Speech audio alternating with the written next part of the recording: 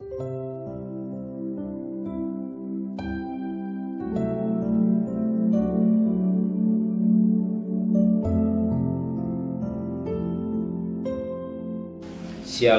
pagi, mari sama-sama tundukkan kepala, pejamkan mata sejenak. Bapa yang bersemayam dalam kerajaan surga, pagi yang cerah sebelum kami mengadakan afterlife, kami mengadakan mesbah keluarga, mesbah pribadi, kami boleh naikkan pujian penyembahan, dan kami juga rindu untuk dengarkan renungan firman-Mu. Roh Kudus mengurapi kami, urapi hamba-Mu, sucikan hati dan pikiran kami, sehingga firman-Mu boleh mengoreksi, mengingatkan, mencelikkan mata rohani kami, dan kami juga boleh naikkan doa syafaat kepada Tuhan. Haleluya, amin. Shalom pagi, mari sama-sama kita akan membaca surat Yudas.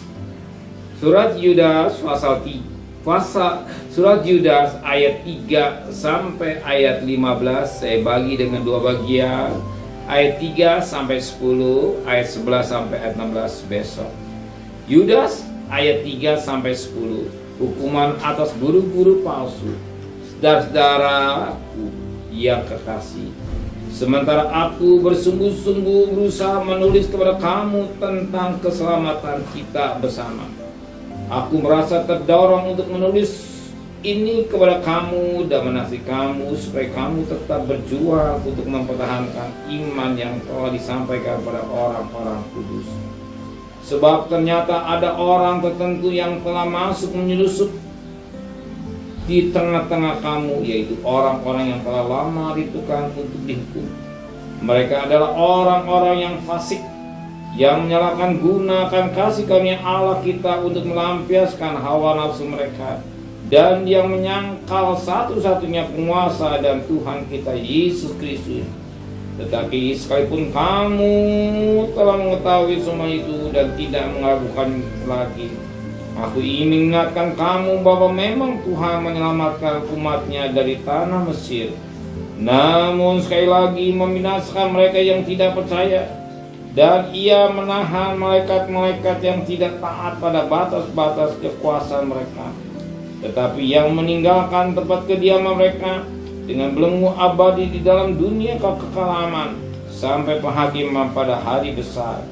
Sama seperti Sodom dan Gomora dan kota-kota sekitarnya, yang dengan cara yang sama melakukan pencabulan dan mengejar kepuasan yang tak wajar, telah menanggung sisa api kekal sebagai peringatan kepada semua orang. Namun demikian orang-orang yang bermimpi-mimpi itu justru mencemarkan tubuh mereka dan menghina kekuasaan Allah, serta menghujat semua yang mulia di surga. Tapi penghulu malaikat Mikael ketika dalam suatu perselisihan bertengkar dengan iblis mengenai mayat Musa, tidak berani menghakimi iblis itu dengan kata-kata hujatan, tetapi berkata, "Kiranya Tuhan menghadik engkau." Akan tetapi mereka menghujat segala sesuatu yang tidak mereka ketahui, dan justru apa yang mereka ketahui dengan naluri seperti binatang yang tidak berakal, itulah yang mengakibatkan binasaan mereka. Puji Tuhan, firman Tuhan sangat baik buat kita. Pagi ini kita perhatikan, kita harus menghargai kasih karunia. Mengapa? Sebab Alkitab menulis pada ayat yang keempat, sebab ternyata ada orang tertentu yang telah masuk menyusup ke tengah-tengah kamu, yaitu orang-orang yang telah ditentukan untuk dihukum. Mereka adalah orang-orang yang fasik, yang menyalahkan gunakan kasih karunia Allah kita untuk melampiaskan hawa nafsu mereka, dan yang menyangkal satunya penguasa dan Tuhan kita Yesus Kristus. Puji Tuhan. Dan kita tahu bahwa kita hidup ini karena kasih karunia. Kita diselamatkan karena kasih karunia Tuhan.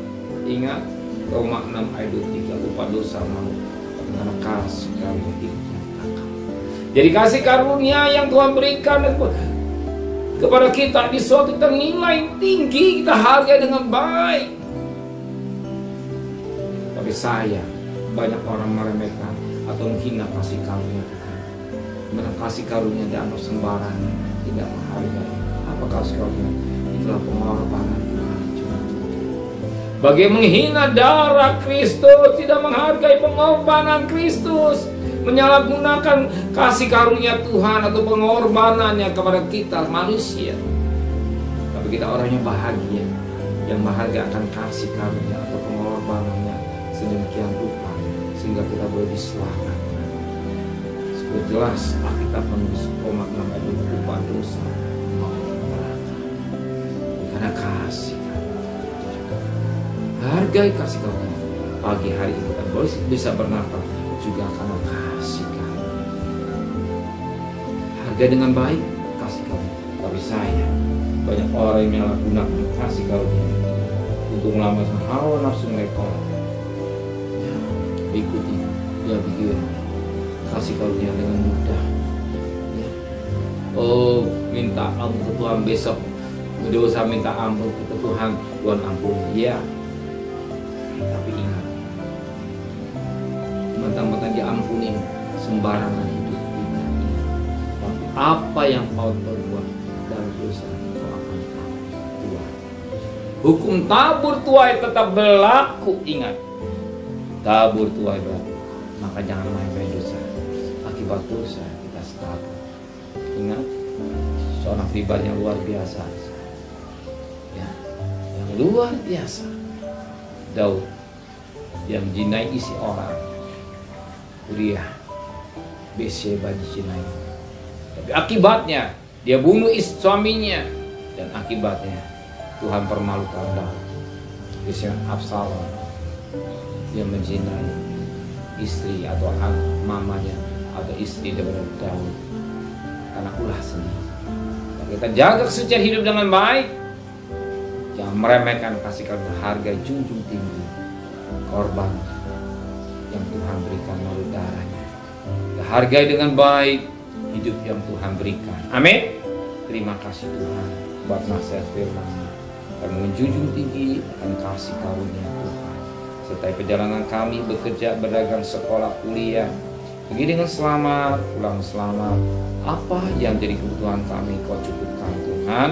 Kembalikan besok pagi tubuh yang sehat dengan tidak kurang satu apapun juga. Berkati Bapak Presiden, Wakil Presiden, para Menteri, para Gubernur, para Bupati, para Wali Kota, para Camat, para Lurah, para RW, para RT, para medis, para Ramadhan Polri. Berikan mereka hikmat yang dari surga untuk memimpin negara kami, untuk memimpin negara kami dan tugas-tugas masing-masing ditayakan dan mudah mereka. Dan bisa takut kepada Tuhan dan kekasih. Terimalah berkat nikmat dari Allah Bapa, cinta kasih sayang dari Tuhan Yesus Kristus, dan berkat Roh Kudus menyertai saudara mulai hari ini sampai Maranatha Tuhan Yesus datang. Yang cinta Dia katakan amin. Tuhan memberkati.